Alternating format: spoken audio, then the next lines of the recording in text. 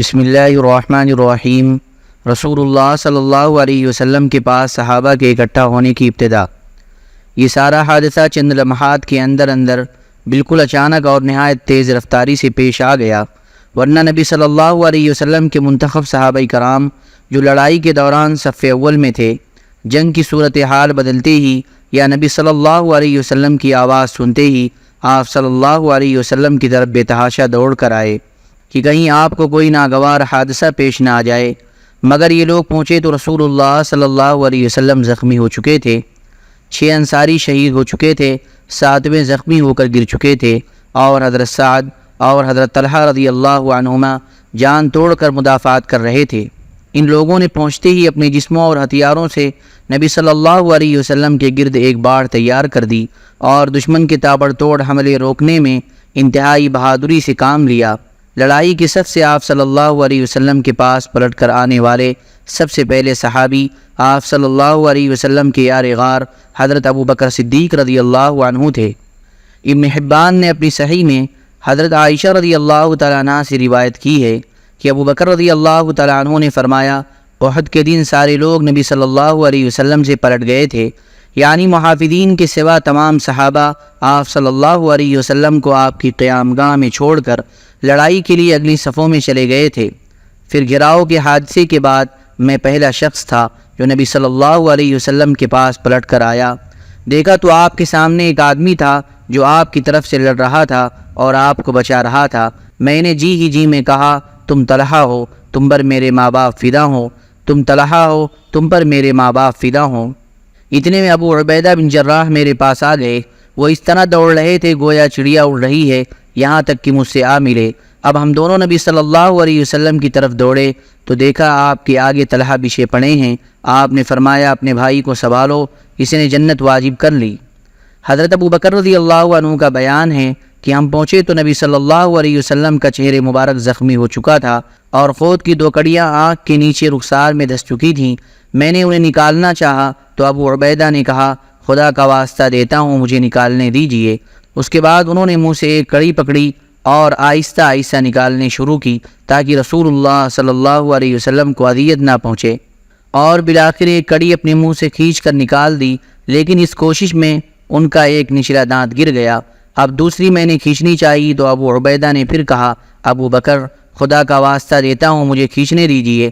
اس کے بعد دوسری بھی آہستہ آہستہ کھینچی، لیکن ان کا دوسرا نچلا دانت بھی گر گیا۔ پھر رسول اللہ صلی اللہ علیہ وسلم نے فرمایا، اپنے بھائی طلحہ کو سنبھالو، اس نے جنت واجب کر لی۔ حضرت ابو بکر صدیق رضی اللہ تعالیٰ عنہ کہتے ہیں کہ اب ہم طلحہ کی طرف متوجہ ہوئے اور انہیں سنبھالا۔ ان کو 10 سے زیادہ زخم آ چکے تھے۔ اس سے بھی اندازہ ہوتا ہے کہ حضرت طلحہ رضی اللہ تعالیٰ عنہ نے اس دن دفاع و قتال میں کیسی جانبازی اور بے جگری سے کام لیا تھا۔ پھر انہی نازک ترین لمحات کے دوران رسول اللہ صلی اللہ علیہ وسلم کے گرد جانباز صحابہ کی ایک جماعت بھی آن پہنچی، جن کے نام یہ ہیں: نمبر 1 ابو دجانہ، نمبر 2 مصعب بن عمیر، نمبر 3 علی بن ابی طالب، نمبر 4 سہل بن حنیف، نمبر 5 مالک بن سنان ابو سعید خدری کے والد، نمبر 6 ام عمارہ نصیبہ بنت کعب مازنیہ، نمبر 7 قتادہ بن نعمان، نمبر 8 عمر بن خطاب، نمبر 9 حاتب بن ابی بلتعہ، اور نمبر 10 ابو طلحہ رضی اللہ عنہم اجمعین۔ مشرکین کے دباؤ میں اضافہ۔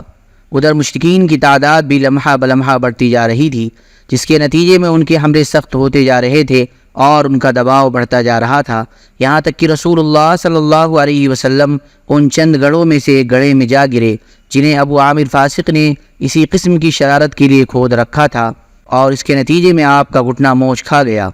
چنانچہ حضرت علی رضی اللہ تعالیٰ عنہ نے آپ کا ہاتھ تھاما اور طلحہ بن عبید اللہ رضی اللہ تعالیٰ عنہ جو خود بھی زخموں سے چور تھے، آپ صلی اللہ علیہ وسلم کو آغوش میں لیا، تب آپ صلی اللہ علیہ وسلم برابر کھڑے ہو سکے۔ نافع بن جبیر رضی اللہ تعالیٰ عنہ کہتے ہیں، میں نے ایک مہاجر صحابی کو سنا، وہ فرما رہے تھے، میں جنگ احد میں حاضر تھا، میں نے دیکھا کہ ہر جانب سے رسول اللہ صلی اللہ علیہ وسلم پر تیر برس رہے ہیں اور آپ تیروں کے بیچ میں ہیں، لیکن سارے تیر آپ صلی اللہ علیہ وسلم سے پھیر دیے جاتے ہیں، یعنی آگے گھیرا ڈالے ہوئے صحابہ انہیں روک لیتے تھے۔ اور میں نے دیکھا کہ عبداللہ بن شہاب زہری کہہ رہا تھا، مجھے بتاؤ محمد کہاں ہے؟ اب یا تو میں رہوں گا یا وہ رہے گا۔ حالانکہ رسول اللہ صلی اللہ علیہ وسلم اس کے قریب تھے، آپ کے ساتھ کوئی بھی نہ تھا۔ پھر وہ آپ سے آگے نکل گیا۔ اس پر صفوان نے اسے ملامت کی۔ جواب میں اس نے کہا، واللہ میں نے اسے دیکھا ہی نہیں، خدا کی قسم وہ ہم سے محفوظ کر دیا گیا ہے۔ اس کے بعد ہم 4 آدمی یہ عہد و پیمان کر کے نکلے کہ انہیں قتل کر دیں گے، لیکن ان تک پہنچ نہ سکے۔ نادر روزگار جاں بازی۔ بہرحال اس موقع پر مسلمانوں نے ایسی بے مثال جاں بازی اور تابناک قربانیوں کا مظاہرہ کیا جس کی نظیر تاریخ میں نہیں ملتی۔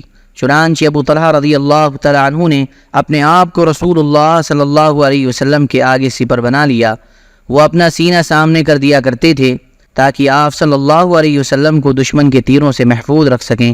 حضرت انس رضی اللہ تعالیٰ عنہ کا بیان ہے کہ احد کے روز لوگ یعنی عام مسلمان شکست کھا کر رسول اللہ صلی اللہ علیہ وسلم کے پاس آنے کے بجائے ادھر ادھر بھاگ گئے، اور ابو طلحہ رضی اللہ تعالیٰ عنہ آپ کے آگے اپنی ایک ڈھال لے کر سپر بن گئے۔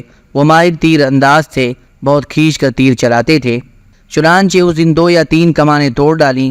نبی صلی اللہ علیہ وسلم کے پاس سے کوئی آدمی تیروں کا ترکش لیے گزرتا تو آپ فرماتے کہ انہیں ابو طلحہ کے لیے بکھیر دو، اور نبی صلی اللہ علیہ وسلم قوم کی طرف سر اٹھا کر دیکھتے تو ابو طلحہ کہتے، میرے ماں باپ آپ پر قربان، آپ سر اٹھا کر نہ جھانکے، آپ کو قوم کا کوئی تیر نہ لگ جائے، میرا سینہ آپ کے سینے کے آگے ہے۔ حضرت انس رضی اللہ تعالیٰ عنہ سے یہ بھی مروی ہے کہ حضرت ابو طلحہ رضی اللہ تعالیٰ عنہ اپنا اور نبی صلی اللہ علیہ وسلم کا ایک ہی ڈھال سے بچاؤ کر رہے تھے، اور ابو طلحہ بہت اچھے تیر انداز تھے۔ جب وہ تیر چلاتے تو نبی صلی اللہ علیہ وسلم گردن اٹھا کر دیکھتے کہ ان کا تیر کہاں گرا۔ حضرت ابو دجانہ رضی اللہ تعالیٰ عنہ نبی صلی اللہ علیہ وسلم کے آگے کھڑے ہو گئے اور اپنی پیٹھ کو آپ صلی اللہ علیہ وسلم کے لیے ڈھال بنا دیا۔ ان پر تیر پڑ رہے تھے لیکن وہ ہلتے نہ تھے۔ حضرت حاتب بن ابی بلتع رضی اللہ تعالیٰ عنہ نے قطبہ بن ابی وقاص کا پیچھا کیا، جس نے نبی صلی اللہ علیہ وسلم کا دندان مبارک شہید کیا تھا، اور اسے اس زور کی تلوار ماری کہ اس کا سر چھٹک گیا۔ پھر اس کے گھوڑے اور تلوار پر قبضہ کر لیا۔ حضرت سعد بن ابی وقاص رضی اللہ تعالیٰ عنہ بہت زیادہ خواہ تھے کہ اپنے اس بھائی یعنی عتبہ کو قتل کریں، مگر وہ کامیاب نہ ہو سکے، بلکہ یہ سعادت حضرت حاتب رضی اللہ تعالیٰ عنہ کی قسمت میں تھی۔ حضرت سہل بن حنیف رضی اللہ تعالیٰ عنہ بھی بڑے جانباز تیر انداز تھے۔ انہوں نے رسول اللہ صلی اللہ علیہ وسلم سے موت پر بیعت کی اور اس کے بعد مشرکین کو نہایت زور شور سے دفع کیا۔ رسول اللہ صلی اللہ علیہ وسلم خود بھی تیر چلا رہے تھے۔ چنانچہ حضرت قتادہ بن نعمان رضی اللہ تعالیٰ عنہ کی روایت ہے کہ رسول اللہ صلی اللہ علیہ وسلم نے اپنی کمان سے اتنے تیر چلائے کہ اس کا کنارہ ٹوٹ گیا۔ پھر اس کمان کو حضرت قتادہ بن نعمان رضی اللہ تعالیٰ عنہ نے لے لیا اور وہ انہی کے پاس رہی۔ اس روز یہ واقعہ بھی ہوا کہ حضرت قتادہ رضی اللہ تعالیٰ عنہ کی آنکھ چوٹ کھا کر چہرے پر ڈھلک آئی۔ نبی صلی اللہ علیہ وسلم نے اسے اپنے ہاتھ سے پپوٹے کے اندر داخل کر دیا۔ اس کے بعد ان کی دونوں آنکھوں میں یہی زیادہ خوبصورت لگتی تھی اور اسی کی بینائی زیادہ تیز تھی۔ حضرت عبد الرحمن بن عوف رضی اللہ تعالیٰ عنہ نے لڑتے لڑتے منہ پر چوٹ کھائی، جس سے ان کے سامنے کا دانت ٹوٹ گیا اور انہیں 20 سے زیادہ زخم آئے، جن میں سے بعض زخم پاؤں میں لگ گئے اور وہ لنگڑے ہو گئے۔ ابو سعید خدری رضی اللہ تعالیٰ عنہ کے والد مالک بن سنان رضی اللہ تعالیٰ عنہ نے رسول اللہ صلی اللہ علیہ وسلم کے چہرے سے خون چوس کر صاف کیا۔ آپ نے فرمایا اسے تھوک دو۔ انہوں نے کہا واللہ اسے تو میں ہرگز نہ تھوکوں گا۔ اس کے بعد پلٹ کر لڑنے لگے۔ رسول اللہ صلی اللہ علیہ وسلم نے فرمایا جو شخص کسی جنتی آدمی کو دیکھنا چاہتا ہو وہ انہیں دیکھ لے۔ اس کے بعد وہ لڑتے لڑتے شہید ہو گئے۔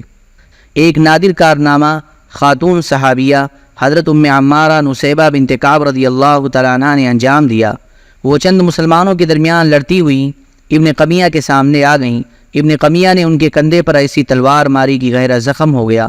انہوں نے بھی ابن قمیہ کو اپنی تلوار کی کئی ضربیں لگائیں، لیکن کمبخت 2 زرہیں پہنے ہوئے تھا، اس لیے بچ گیا۔ حضرت ام عمارہ رضی اللہ تعالیٰ عنہ نے لڑتے بھیڑتے 12 زخم کھائے۔ حضرت مصعب بن عمیر رضی اللہ تعالیٰ عنہ نے بھی انتہائی پامردی و جانبازی سے جنگ کی۔ وہ رسول اللہ صلی اللہ علیہ وسلم سے ابن قمیہ اور اس کے ساتھیوں کے پیدر پہ حملوں کا دفاع کر رہے تھے۔ انہی کے ہاتھ میں اسلامی لشکر کا پھریرا تھا۔ ظالموں نے ان کے دائیں ہاتھ پر اس زور کی تلوار ماری کہ ہاتھ کٹ گیا۔ اس کے بعد انہوں نے بائیں ہاتھ میں جھنڈا پکڑ لیا اور کفار کے مقابلے میں ڈٹے رہے۔ بالآخر ان کا بایاں ہاتھ بھی کاٹ دیا گیا۔ اس کے بعد انہوں نے جھنڈے پر گھٹنے ٹیک کر اسے سینے اور گردن کے سہارے لہرائے رکھا اور اسی حالت میں جام شہادت نوش فرمایا۔ ان کا قاتل ابن قمیہ تھا۔ وہ سمجھ رہا تھا کہ یہ محمد صلی اللہ علیہ وسلم ہیں، کیونکہ حضرت مصعب بن عمیر رضی اللہ تعالیٰ عنہ آپ کے ہم شکل تھے۔ چنانچہ وہ حضرت مصعب رضی اللہ تعالیٰ عنہ کو شہید کر کے مشرکین کی طرف واپس چلا گیا اور چلا چلا کر اعلان کیا کہ محمد صلی اللہ علیہ وسلم قتل کر دیے گئے۔ نبی صلی اللہ علیہ وسلم کی شہادت کی خبر اور مارکے پر اس کا اثر۔ اس کے اس اعلان سے نبی صلی اللہ علیہ وسلم کی شہادت کی خبر مسلمانوں اور مشرکین دونوں میں پھیل گئی، اور یہ وہی نازک ترین لمحہ تھا جس میں رسول اللہ صلی اللہ علیہ وسلم سے الگ تھلگ نرغے کے اندر آئے ہوئے بہت سے صحابہ کرام کے حوصلے ٹوٹ گئے، ان کے عزائم سرد پڑ گئے اور ان کی صفیں اتھل پتھل اور بدنظمی و انتشار کا شکار ہو گئی۔ مگر آپ کی شہادت کی یہی خبر اس حیثیت سے مفید ثابت ہوئی کہ اس کے بعد مشرکین کی پرجوش حملوں میں کسی قدر کمی آ گئی، کیونکہ وہ محسوس کر رہے تھے کہ ان کا آخری مقصود پورا ہو چکا ہے۔ چنانچہ بہت سے مشرکین نے حملہ بند کر کے مسلمان شہداء کی لاشوں کا مسئلہ کرنا شروع کر دیا۔ رسول اللہ صلی اللہ علیہ وسلم کی پہم معرکہ آرائی اور حالات پر قابو۔ حضرت مصعب بن عمیر رضی اللہ تعالیٰ عنہ کی شہادت کے بعد رسول اللہ صلی اللہ علیہ وسلم نے جھنڈا حضرت علی بن ابی طالب رضی اللہ عنہ کو دیا۔ انہوں نے جم کر لڑائی کی۔ وہاں پر موجود باقی صحابہ کرام نے بھی بے مثال جانبازی و سرفروشی کے ساتھ دفاع اور حملہ کیا، جس سے بالآخر اس بات کا امکان پیدا ہو گیا کہ رسول اللہ صلی اللہ علیہ وسلم مشرکین کی صفیں چیر کر نرغے میں آئے ہوئے صحابہ کرام کی جانب راستہ بنائیں۔ چنانچہ آپ صلی اللہ علیہ وسلم نے قدم آگے بڑھایا اور صحابہ کرام کی جانب تشریف لائے۔ سب سے پہلے حضرت کعب بن مالک رضی اللہ تعالیٰ عنہ نے آپ کو پہچانا، خوشی سے چیخ پڑے، مسلمانوں خوش ہو جاؤ، یہ ہیں رسول اللہ صلی اللہ علیہ وسلم۔ آپ نے اشارہ فرمایا کہ خاموش رہو، تاکہ مشرکین کو آپ کی موجودگی اور مقام موجودگی کا پتہ نہ لگ سکے، مگر ان کی آواز مسلمانوں کے کان تک پہنچ چکی تھی۔ چنانچہ مسلمان آپ کی پناہ میں آنا شروع ہو گئے اور رفتہ رفتہ تقریباً 30 صحابہ جمع ہو گئے۔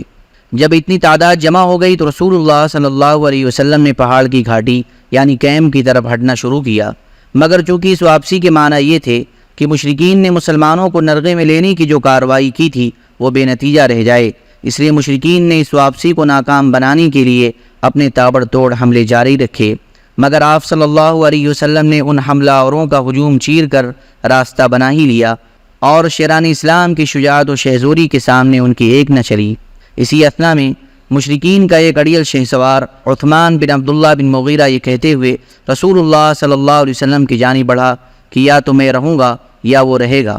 ادھر رسول اللہ صلی اللہ علیہ وسلم بھی دو ہاتھ کرنے کے لیے ٹھہر گئے، مگر مقابلے کی نوبت نہ آئی، کیونکہ اس کا گھوڑا ایک گڑھے میں گر گیا، اور اتنے میں حارث بن سمہ رضی اللہ تعالیٰ عنہ نے اس کے پاس پہنچ کر اسے للکارا اور اس کے پاؤں پر اس زور کی تلوار ماری کہ وہیں بٹھا دیا۔ پھر اس کا کام تمام کر کے اس کا ہتھیار لے لیا اور رسول اللہ صلی اللہ علیہ وسلم کی خدمت میں آ گئے۔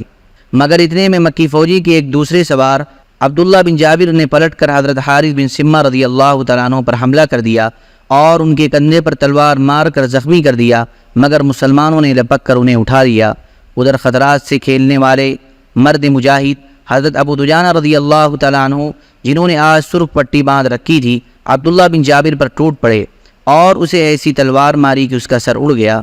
کرشمے قدرت دیکھیے، کسی خریز مار دھاڑ کے دوران مسلمانوں کو نیند کی جھپکیاں بھی آ رہی تھیں، اور جیسا کہ قرآن کریم نے بتلایا ہے یہ اللہ کی طرف سے امن و طمانینت تھی۔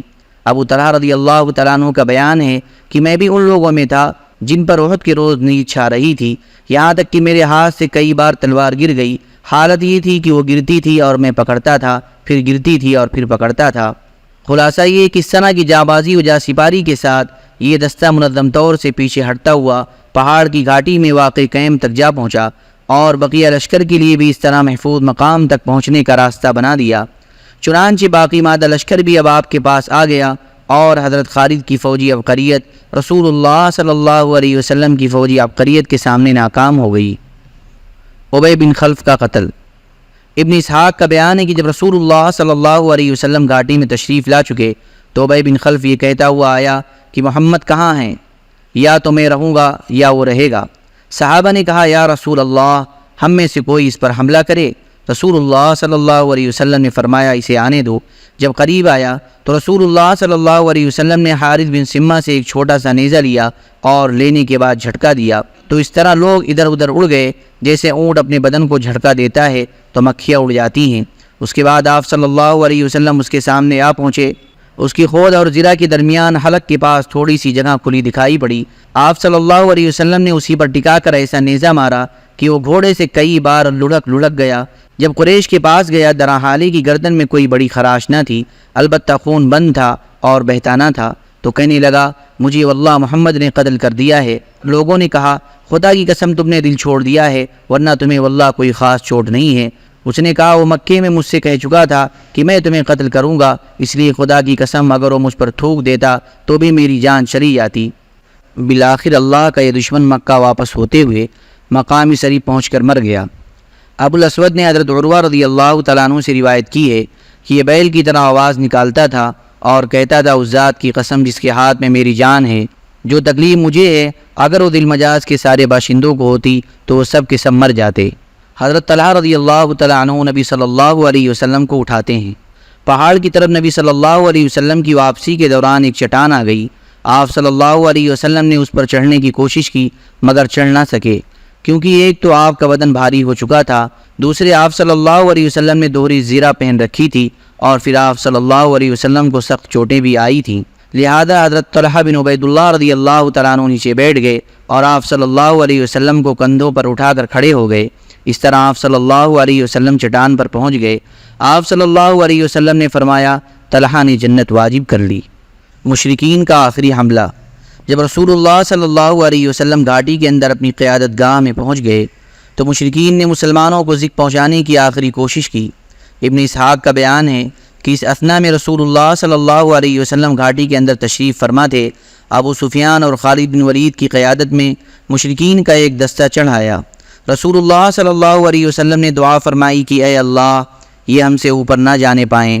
پھر حضرت عمر بن خطاب اور مہاجرین کی ایک جماعت نے لڑ کر انہیں پہاڑ سے نیچے اترنے پر مجبور کر دیا۔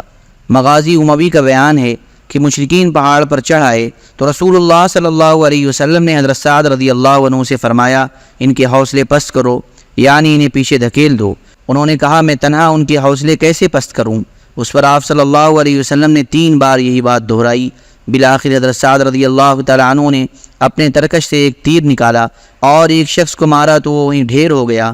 حضرت سعد رضی اللہ تعالیٰ عنہ کہتے ہیں کہ میں نے پھر وہی تیر لیا، اسے پہچانتا تھا، اور اسے دوسرے کو مارا تو اس کا بھی کام تمام ہو گیا۔ اس کے بعد پھر تیر لیا، اسے پہچانتا تھا، اور اسے ایک تیسرے کو مارا تو اس کی بھی جان جاتی رہی۔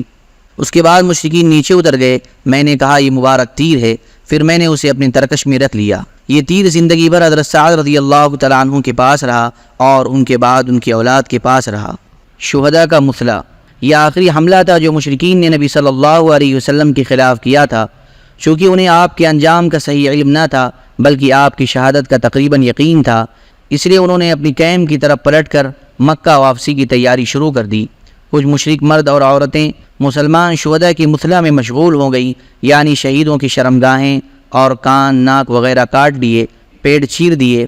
ہند بنت عتبہ نے حضرت حمزہ رضی اللہ تعالیٰ عنہ کا کلیجہ چاک کر دیا اور منہ میں ڈال کر چبایا اور نگلنا چاہا لیکن نگل نہ سکی تو تھوک دیا اور کٹے ہوئے کانوں اور ناکوں کا پازیب اور ہار بنایا۔ اللہم صلی علی سیدنا وحبیبنا ومحبوبنا ومولانا محمد وبارک وسلم۔ سبحان ربک رب العزة عما یصفون وسلام علی المرسلین والحمد للہ رب العالمین۔